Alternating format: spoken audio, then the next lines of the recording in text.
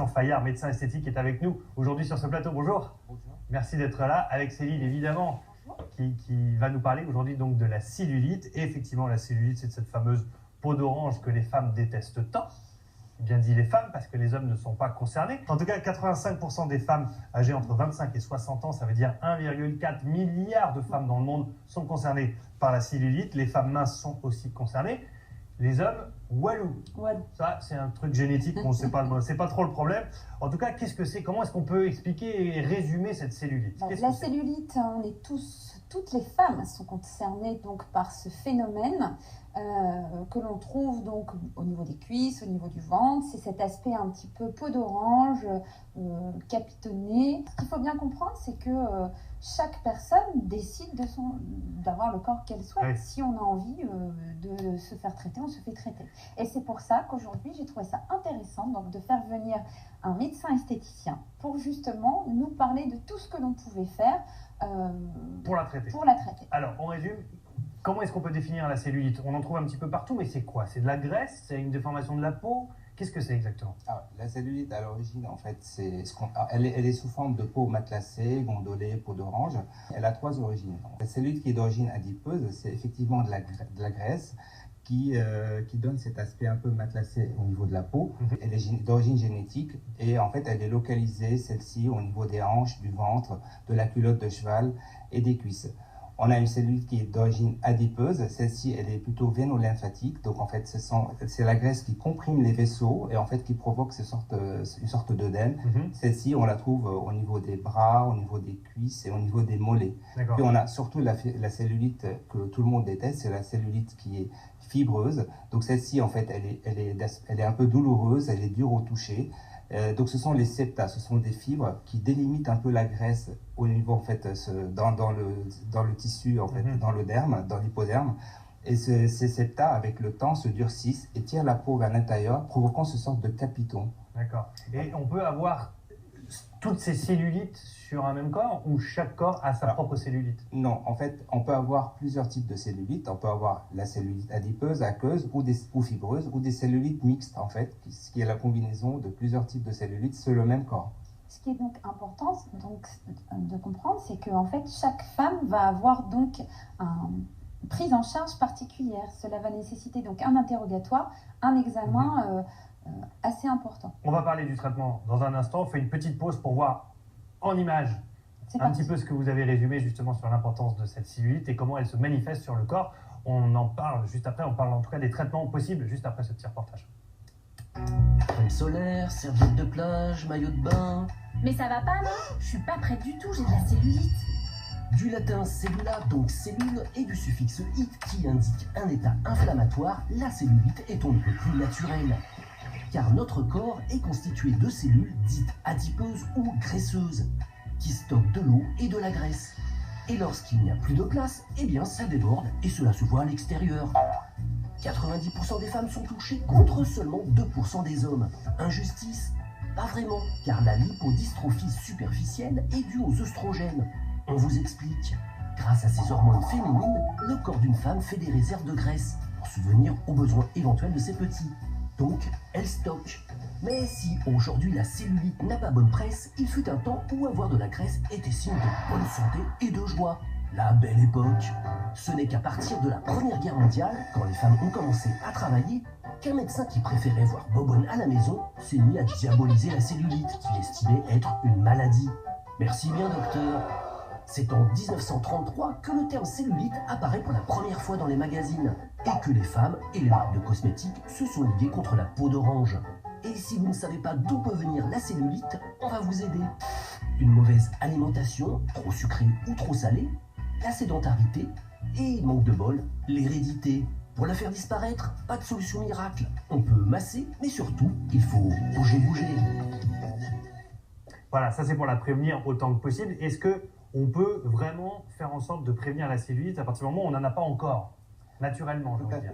En fait, le premier traitement, c'est la prévention. Donc, en fait, une alimentation riche en gras et en sucre, c'est un vrai problème. Il y a également la sédentarité, le manque d'activité physique.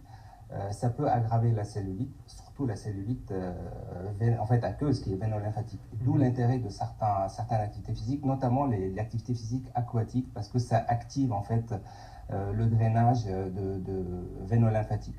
Est-ce que cette cellulite peut s'en aller naturellement avec un changement de rythme alimentaire, avec beaucoup d'exercices, avec... Une fois qu'elle est installée, il faut la traiter.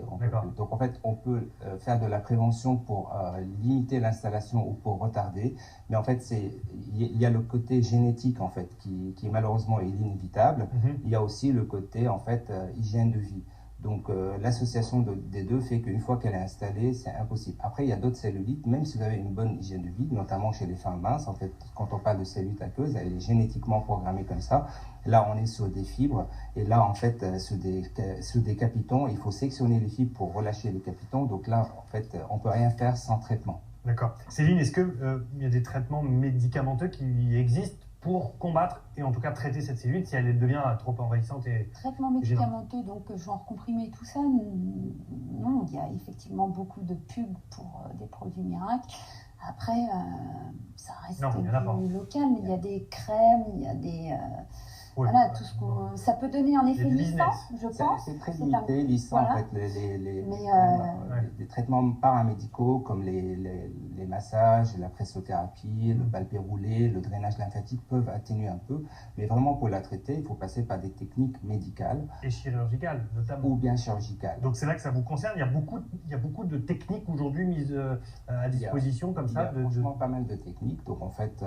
on parle bien des techniques avant la chirurgie. Avant la chirurgie.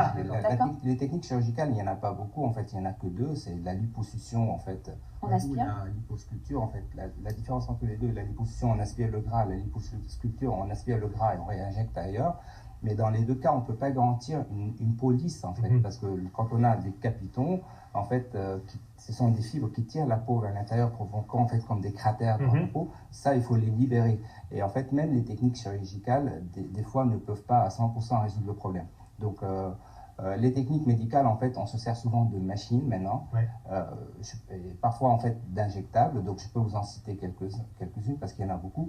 En fait, on peut commencer par parler d'une technique récente qui combine en fait une radiofréquence monopolaire et des ondes de choc balistique. En fait, c'est pour provoquer une cavitation. Donc la radiofréquence, en fait, ça stimule la peau pour fabriquer en fait des micro-inflammations un peu de collagène et d'élastine. Ça tend contre le relâchement cutané.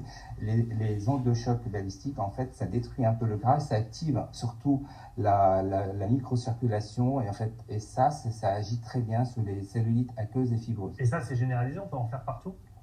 Chez les médecins qui détiennent ces machines-là, en fait, parce que c'est des machines médicales, donc en fait, il y en a c'est ce qu'on voit à l'écran, une machine, qui nous comme ça, c'est une machine dire, BTL, voilà. Et ça nécessite, donc ça, on peut les utiliser sur différents sites. C'était ça aussi peut-être sur du corps humain. Voilà, oui, c'est possible.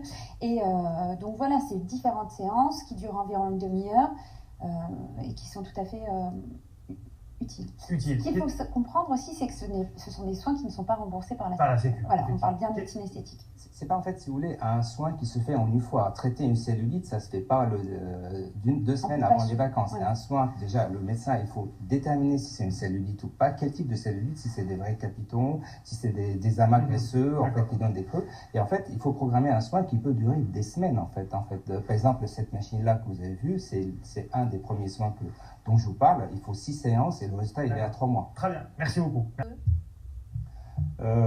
En fait, effectivement, la cellulite, on peut faire beaucoup de choses. Si elle est programmée, on ne peut pas l'empêcher, mais par contre, vraiment, on peut la traiter.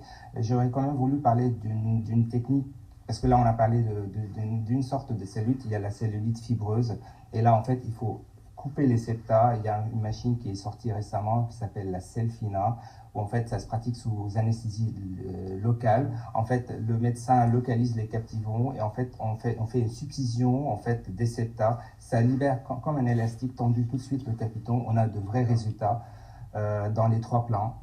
Tous les conseils, vous avez un site internet pour en parler? Alors j'ai mon site internet, c'est www.docteur-fire-esthétique.com. Très bien. Mais en fait, quel que soit le type de cellulite, il faut en règle générale passer par un médecin qui connaît, qui vous fait un diagnostic et qui fait un traitement adapté parce que sinon ça marche pas. Parfait. Merci beaucoup à tous les deux d'être venus sur ce plateau.